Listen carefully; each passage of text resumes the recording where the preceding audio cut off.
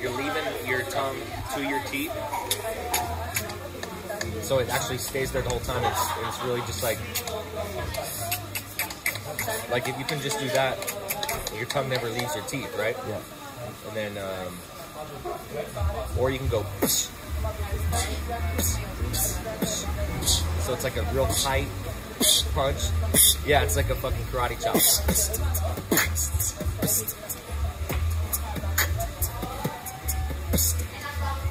It's kind of like a kick and a snare. You just had a trill or something there. You can always do it.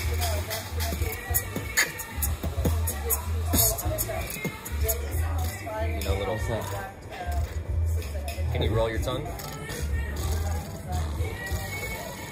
So you just throw that in there with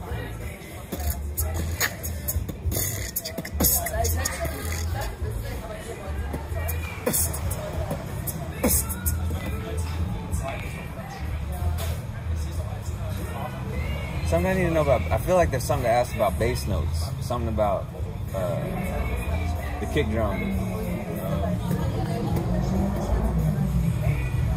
all you're gonna get is like that. That's all you're really gonna get, unless you're on the mic. Because the mic can pick up different things, and that's where you'll find out. Otherwise, like if you're beatboxing in just a setting like this, you're gonna want to do it for projection. You're gonna want people to hear it, so it needs to be loud enough so that people can rap on it, so it's heard. So that's why. That's all you can really get. But like, you'll find the shaping of your mouth and the subtleties in a microphone will bring out more of the bass note. So you'll practice with that. Then you EQ, of course, the lows up, and you'll get more of a clean kick sound. How about snares? What about when you go through the drums? There's your kick. That's acoustic and mics.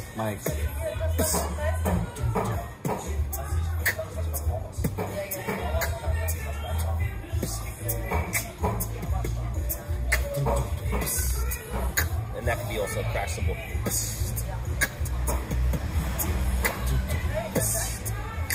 Or an open hi-hat.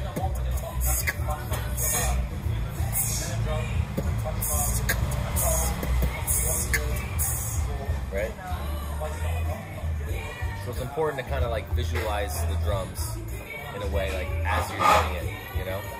And then, I mean, for me it's easier because I have the beats in my head, and so I'm just like verbalizing what I would be doing with my hands. But imagine the open hi-hat.